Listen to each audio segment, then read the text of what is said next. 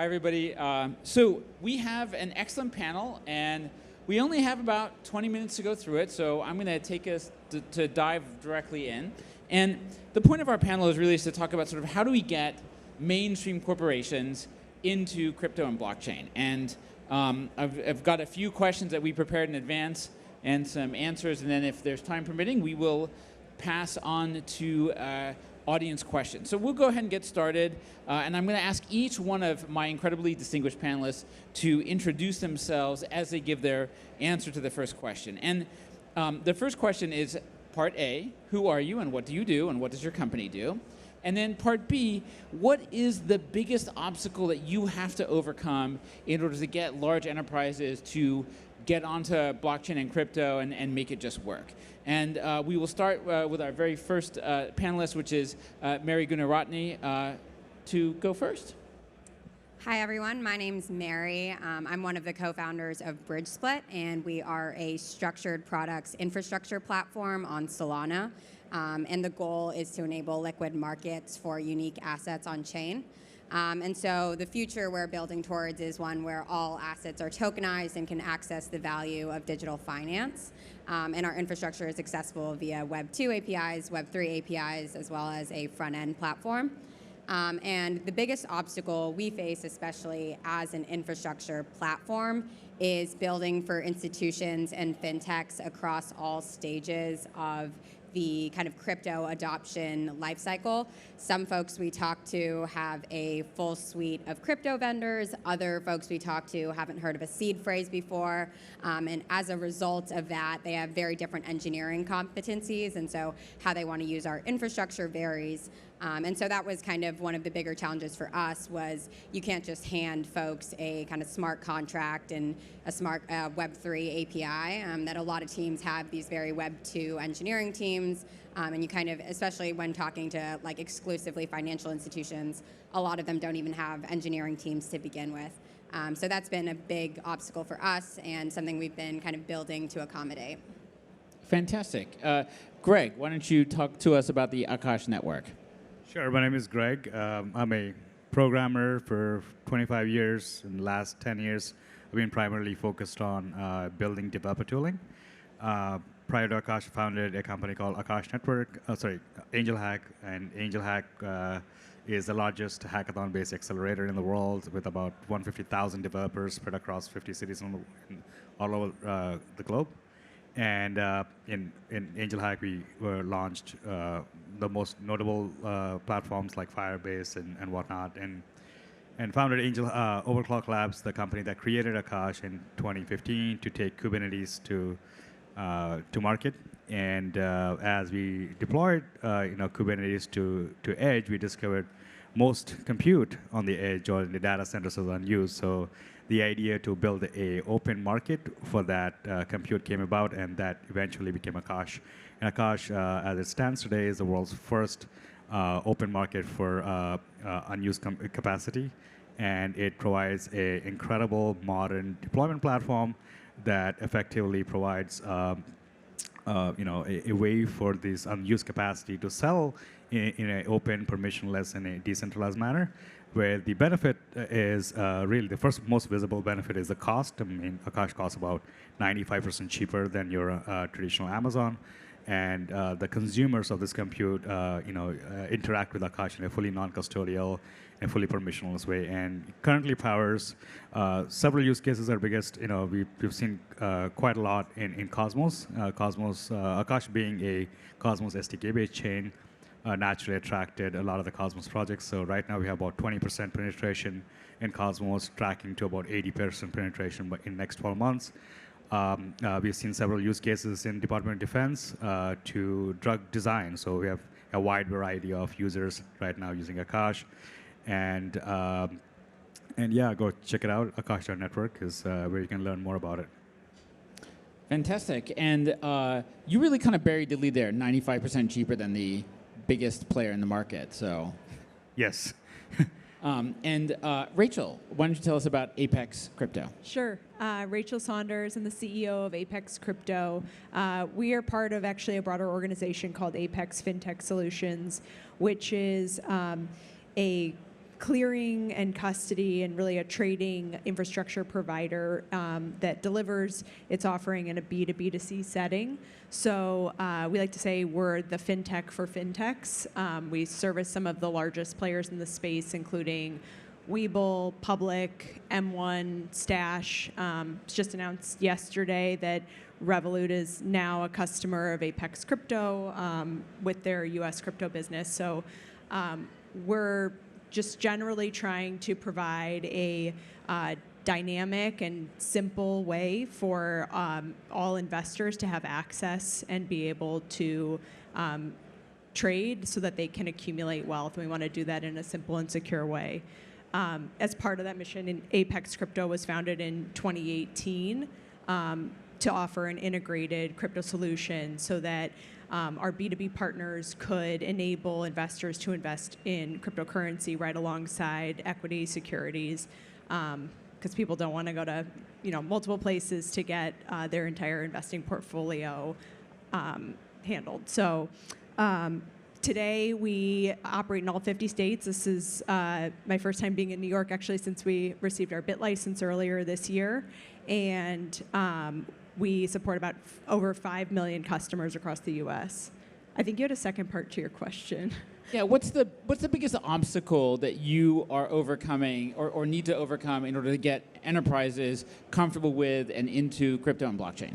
I think that for the enterprises that we interact with, it's an incredibly complicated environment that's changing so quickly, and so they really rely on us to be that trusted partner that can navigate the complexity. And we're actually, we're well versed in highly regulated businesses and highly regulated markets, given the history of the firm. So, we embrace the fact that it's a complicated regulatory regime and also just an ever-evolving landscape, because it's kind of that way by design in order to protect consumers. And that's probably the hardest part. We try to solve that for our customers. Yeah, to answer the actual obstacle question, I don't think I did that. But so we are a non-financial use case for crypto. So and we're a cloud computing platform, right? The real challenge is really engaging with enterprise customers in a fully non-custodial way. In a non-custodial system, you do not have the observability infrastructure. You do not have the engagement infrastructure. You don't have you don't have notifications, for example, right? How do you really engage a user without an email, right? So I think there's just a lack of traditional on-ramp, off-ramp notifications infrastructure to engage with a typical enterprise customer. And there is no non-custodial way of doing so. So most of our churn comes from this sort of this lack of Web3 native infrastructure.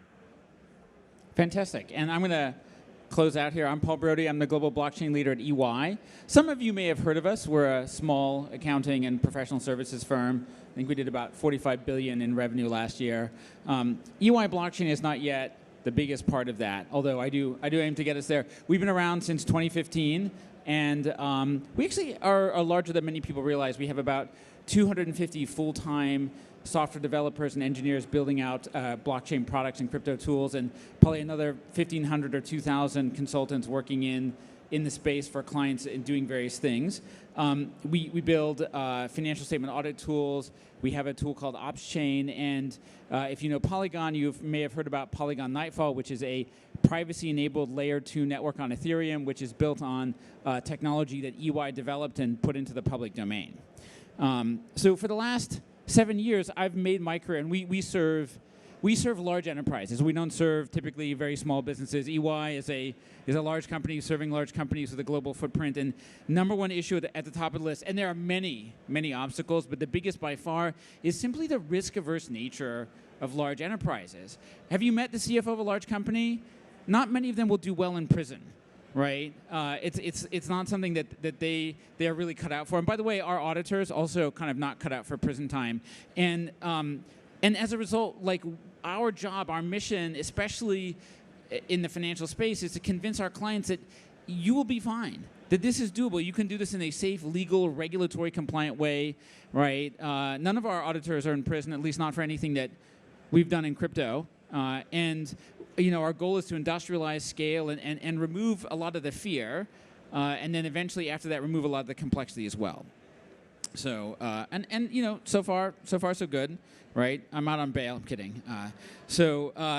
Let's move on. So couple more questions I've got for our esteemed panel, and we'll start this time with you, Rachel. What's been the biggest lesson learned for you, right, in terms of making it easy for enterprises, getting crypto firms, getting companies into crypto? What's been the biggest kind of mistake and lesson learned that you've had? So we built the business in 2018, which, as I'm sure you guys all know, was like right when the last crypto... Perfect timing. Yeah, perfect timing. And I think at the time we thought, if we build it, like as a lot of people think, if you build it, they will come. And the business kind of didn't really do much for a little bit there, but really took off last year.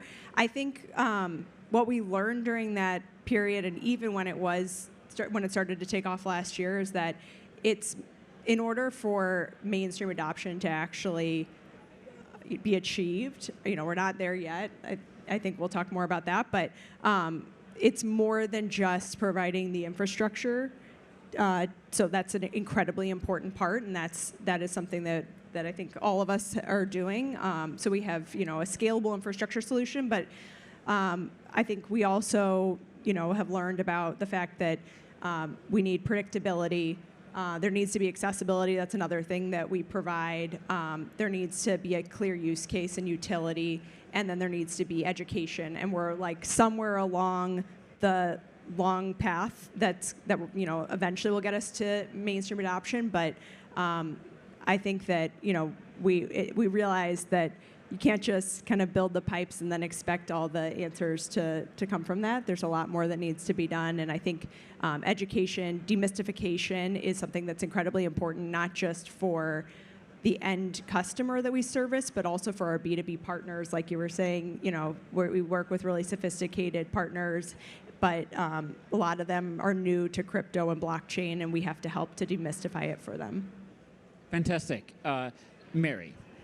Yeah, kind of echoing a similar sentiment. I think something we've realized is the traditional, or a lot of these institutions will kind of come in with preconceived notions of what the different value propositions of blockchain or crypto are. And a lot of these are value propositions that they might not view as valuable to begin with. So things like decentralization, like transaction cost.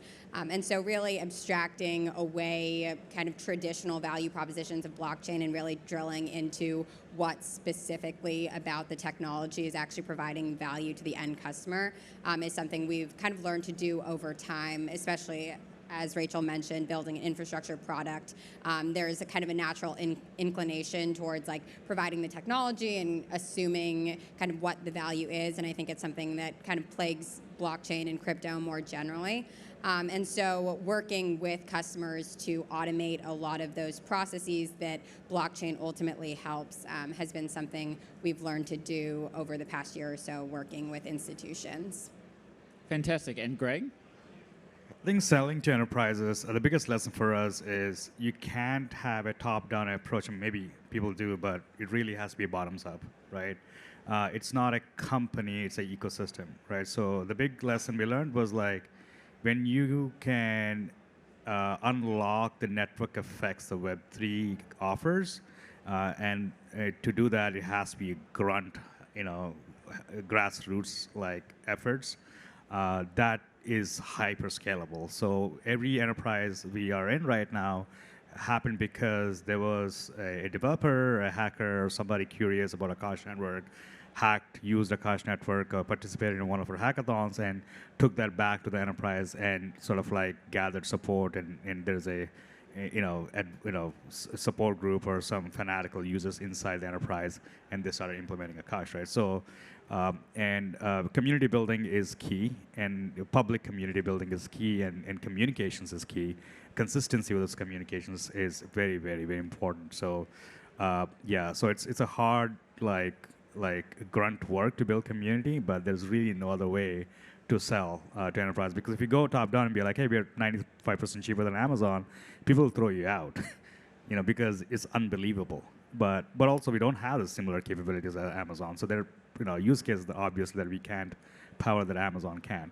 But you always need that champion inside the enterprise that can look at their situation and propose a solution that would fit into that situation. So the biggest lesson is bottoms up, the only way.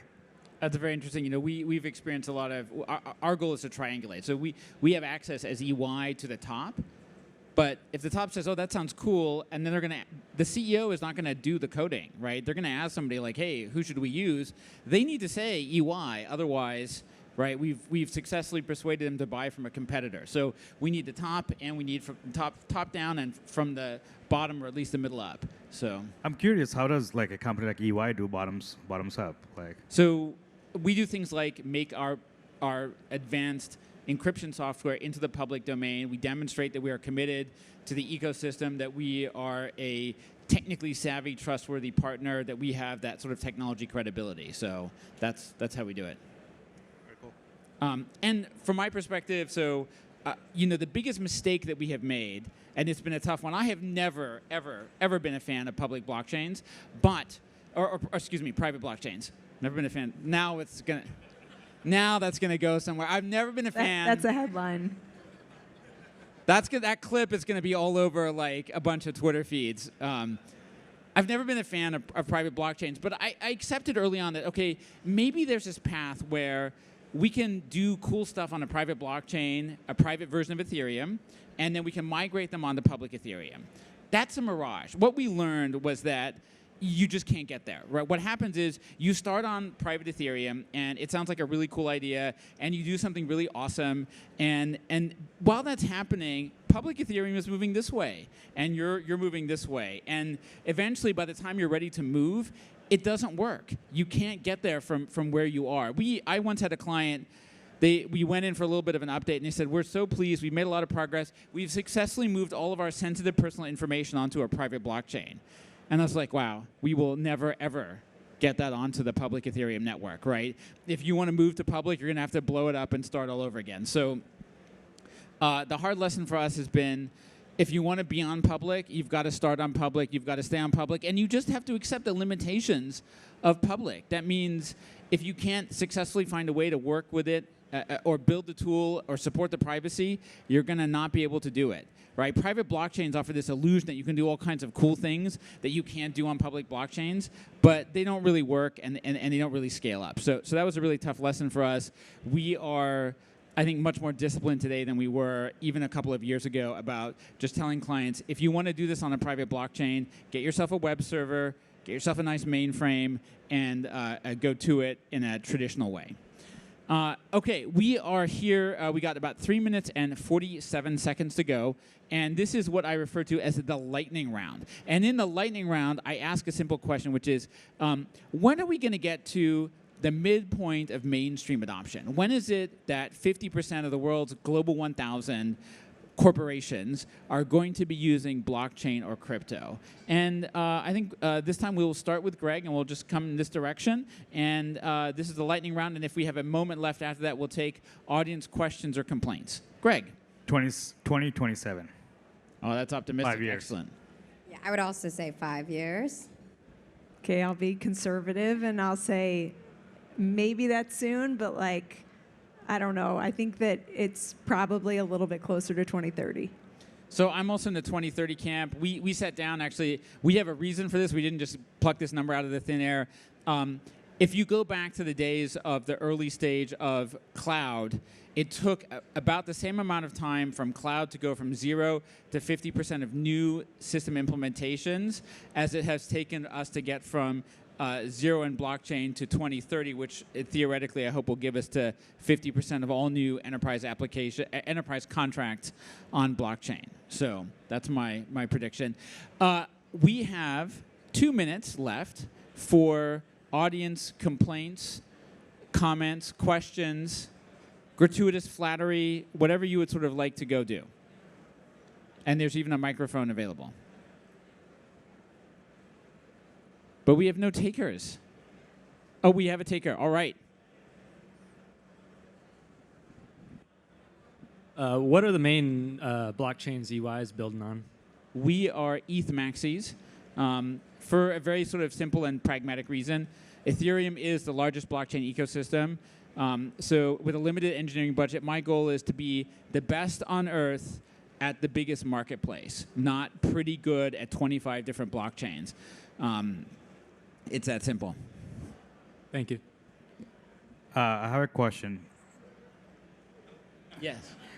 So if you're ETH maxi, I mean, how do you believe in like a fat protocol thesis, or do you see the fat protocol thesis breaking down to more sovereign app chains that can interoperate and compose, looking, say, like 3-4 years ahead?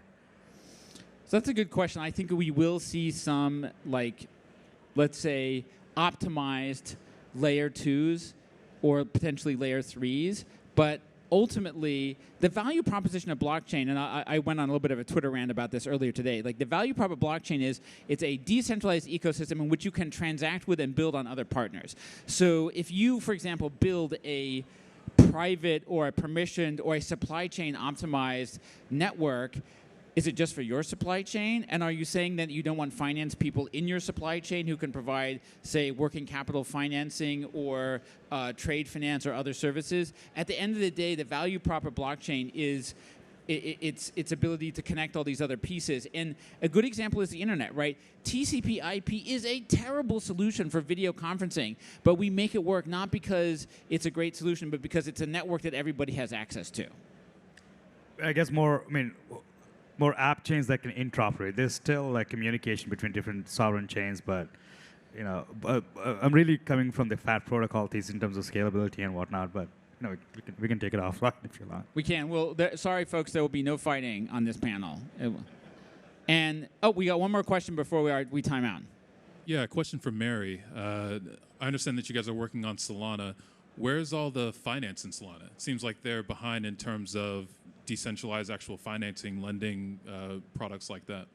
Yeah, there's actually quite a few finance products on Solana, and I would say NFTs were a huge catalyst for the ecosystem, but there's definitely been an accelerated adoption of finance, and a lot of, especially institutional finance players are adopting the chain due to just like throughput and data availability that's unavailable on slower, more expensive chains. Well, the great thing about Solana is you get nights and weekends off. All right, I think that's it. I'm here all week. Thank you, everybody.